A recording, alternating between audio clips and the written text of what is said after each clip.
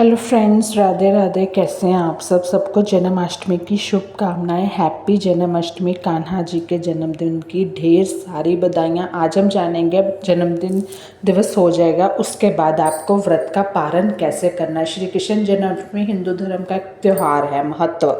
और इस त्यौहार को तैयारी काफ़ी दिनों से हम कर रहे हैं, शुरू भी हो जाती है।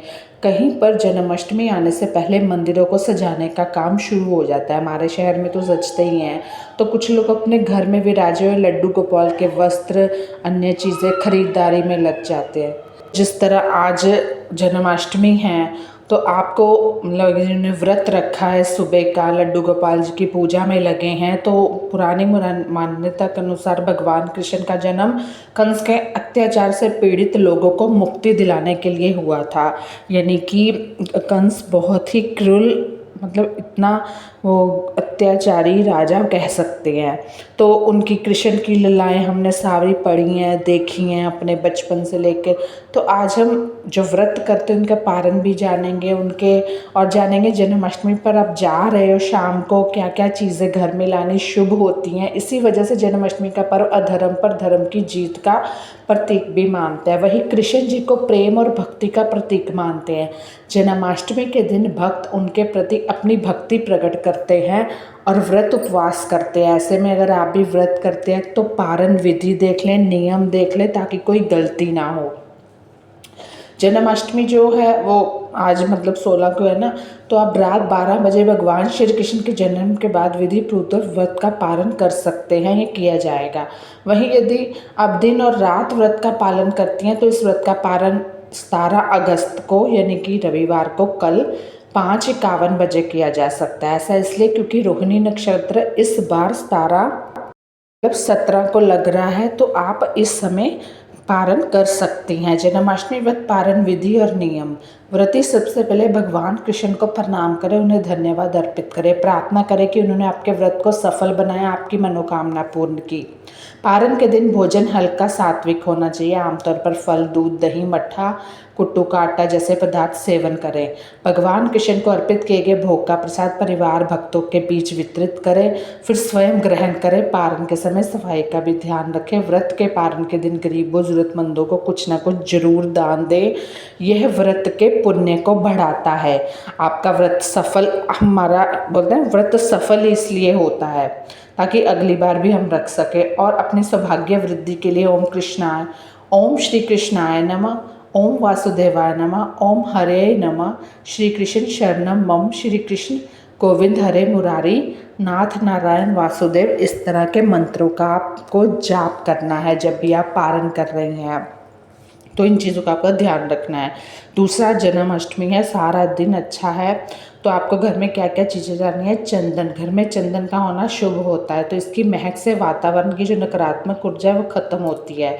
तो सभी देवी देवताओं की पूजा में भी चंदन का बहुत महत्व है। चंदन का तिलक लगाने से मन शांत रहता है, तो ये आप चंदन जरूर लाएं। वीणा, अगर वीणा बहुत बड़ी नहीं लानी है, क्या करोगे, छोटी सी ले आओ, चाहे तस्वीर ले आओ। घर में किसी शांत कांसर वीणा भी रखनी चाहिए। वीणा घर में रखने से माँ सरस्वती की कृपा रहती है और घर के सभी सदस्यों की वृद्धि का विकास होता है। तो इसे घर लाते ही आपकी हर परेशानी का अपने आप हल निकलने लगेगा, धन की कमी महसूस नहीं होगी। गाय के दूध से बना घी भी बहुत अच्छा होता है। आप भगवान श्री कृष्ण को गाय बहुत प्रिय है, तो ऐसा कहा जाता है घर में गाय के दूध से बना शुद्ध घी ज़रूर रखना चाहिए। उसी से आपको पकवान बनाने चाहिए और नियमित रूप से इसका सेवन करते रहना चाहिए। घी से शक्ति मिलती है, शरीर स्वस्थ रहता है और घी का हम बहुत ज़्यादा महत्व है ना। शहद, अगर आपके घर में रसोई में शहद नहीं है तो आप इस जन्माष्टमी खरीद लें थोड़ा सा। घर में शहद रखने से वास्तु के कई दोष शांत होते हैं, साथ ही पूजा में शहद ज़रूरी होता है। सभी देवी देवताओं को इसे अर्पित करें, इन्हें भोग भी लगाया जाता है देवताओं को। और जिन घरों में रोज़ पूजा की जाती है उन घरों में देवी देवताओं की विशेष कृपा रहती है। तो शहद का भोग भी अगर आपके पास थोड़ा सा है तो ज़रूर ले आए। जैसे मोरपंख, दक्षिणावर्ती जो शंख है वो भी इस दिन लाना शुभ होता है।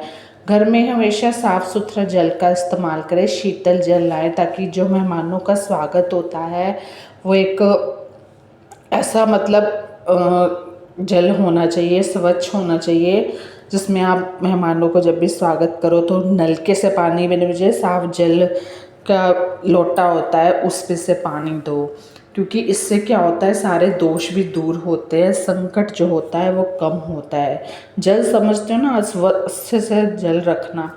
बांसुरी, भगवान श्री कृष्ण की प्रिय बांसुरी है, जिस घर में होती है वहाँ धन और प्रेम की कभी कमी नहीं होती। बांसुरी भी जरूर रखें, वास्तु के अनुसार भी इसे घर में रखना शुभ माना गया है। बांस की बांसुरी घर में रखने से ग्रह क्लेश की समस्या दूर होती है।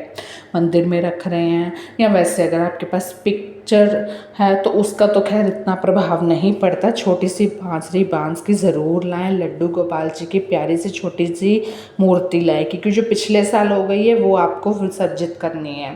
मोर पंख कृष्ण जी को काफ़ी पसंद है। कहते हैं जन्माष्टमी से पहले या जन्माष्टमी वाले दिन घर की रौनक मोर पंख से होती है, साथ सुख समृद्धि आती है। तो मोर पंख को घर में रखें।